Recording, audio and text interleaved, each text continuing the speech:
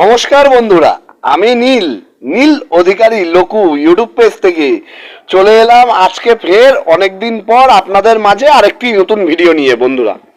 বন্ধুরা অনেকদিন হলো ইউটিউব পেজে ভিডিও আনি না, কারণ যথাযুক্ত সময় পাচ্ছিলাম না বলেই বন্ধুরা ভিডিও আনতে পারছিলাম না।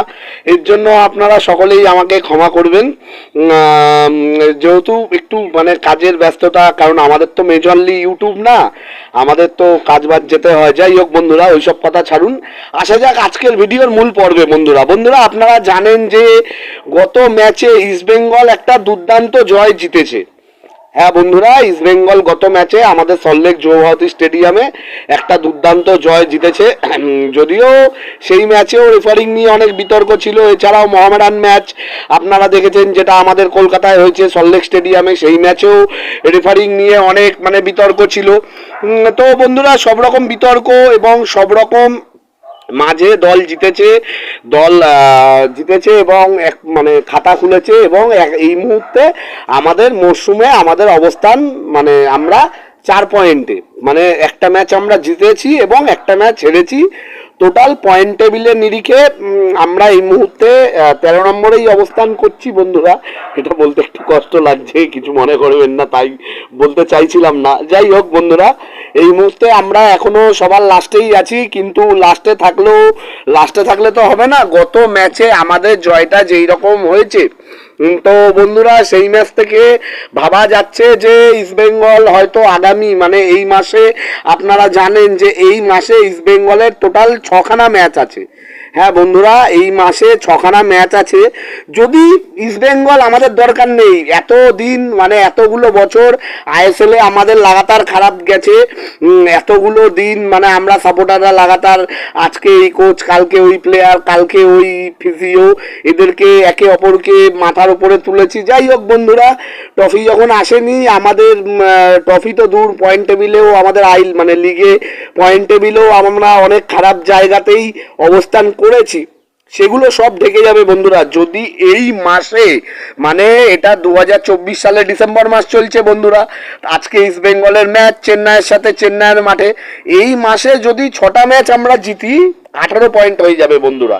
পয়েন্ট টেবিলে আমাদের অবস্থান অনেকটাই এগাবে। হ্যাঁ বন্ধুরা, যদি শুধু এই মাসটা আমরা ভালো করতে পারি আমাদের দলের জন্য, যদি ইস্ট বেঙ্গল ক্লাব লাস্ট 2-3টে খেলা যেই রকম খেলেছে, বিশেষ করে মোহামেডান ম্যাচ এবং গত ম্যাচ, এবং আজকেও আমরা আশা রাখবো যে ইস্টবেঙ্গল সেরকমই খেলবে চেন্নাইয়ের বিরুদ্ধে। তালালকে নিয়ে তো নতুন করে কিছু বলারই নেই, তালাল আগের দিন গোল না করেও ম্যান অফ দ্য ম্যাচ হয়েছে। দিমি গোল করছে প্রত্যেকটা ম্যাচে। দিমি আমাদের পড়শি ক্লাবের দিমি কিন্তু গোল করতে পারছে না বন্ধুরা, কিন্তু আমাদের দিমি কিন্তু গোল করছে। হ্যাঁ বন্ধুরা, দিমির লাখ। যাই হোক, চাইবো, এবং দিমির চেন্নাইয়ের মাঠে পরিসংখ্যান অনেকটাই ভালো, কারণ দিমি যখন কেরলে ছিল চেন্নাইয়ের সাথে, দিমির একটা আলাদা ডার্বি, যেটা সাউথ ইন্ডিয়ান ডার্বি, তো সেটার একটা এক্সপিরিয়েন্স দিমির আছে। আশা করব চেন্নাই যে মাঠে 5টা দিয়ে খেলা, আমাদের আজকেও দিমি যেমন প্রত্যেক দিন ডমিনেট করছে, আজকেও সেরকম দিমি ডমিনেট করবে, এটা আশা আমার। আর অপরদিকে আমাদের তালালকে নিয়ে তো কিছু বলার নেই, তালাল দুর্দান্ত।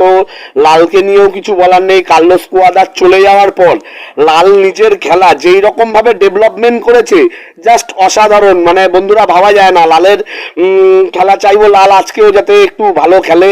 হ্যাঁ, তো বন্ধুরা, ওভারঅল সব মিলিয়ে একটা নিরীহ সমর্থক, ইস্ট বেঙ্গল সমর্থক, এত বছর আমাদের সফলতা নেই, সেই সব করে আমরা মূলত আজকে আমরা চাই শুধু জয় ছাড়া আমাদের আর এখন এই মুহূর্তে কোনো কিছু অন্য কোনো দিকে দেখাই উচিত না। কারণ আমরা যদি জিতি তাহলে লিগ টেবিলে অবস্থানের ব্যাপার না, মেনলি হচ্ছে মান সম্মান বন্ধুরা। হ্যাঁ বন্ধুরা, এতগুলো বছর আইএসএল খেলছি, এতগুলো বছর আইএসএল খেলেও ভালো পারফরমেন্স দিতে পারছি না, এবার সেটার একটা মান সম্মানগত ব্যাপার। তো আশা রাখবো যে প্লেয়াররা আজকে আমাদেরকে অবশ্যই জেতাবে।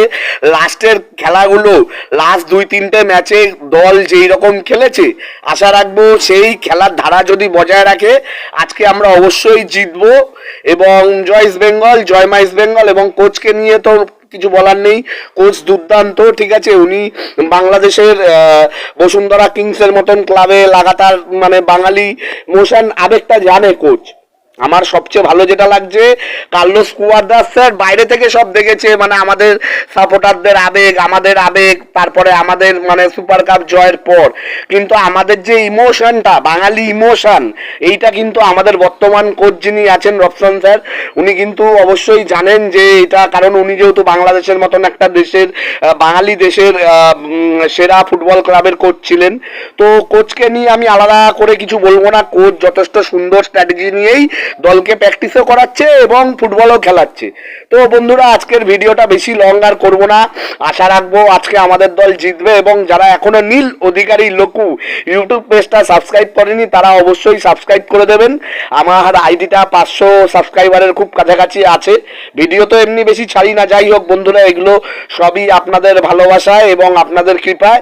এবং লাস্ট ম্যাচেও আমি ভিডিও বানাতে পারিনি, এটার জন্য আপনারা পারলে আমাকে ক্ষমা করে দেবেন, যেহেতু শেষ ম্যাচটায় আমি মানে ভিডিও বানাতে পারিনি এবং ইস্ট বেঙ্গল জিতেছিল। যাক বন্ধুরা, চাইবো আজকে ভিডিওটা বানালাম, আজকে যাতে আমরা 1-0 অথবা 2-1 গোলে জিতি। জয় ইস্ট বেঙ্গল, জয় মা ইস্ট বেঙ্গল।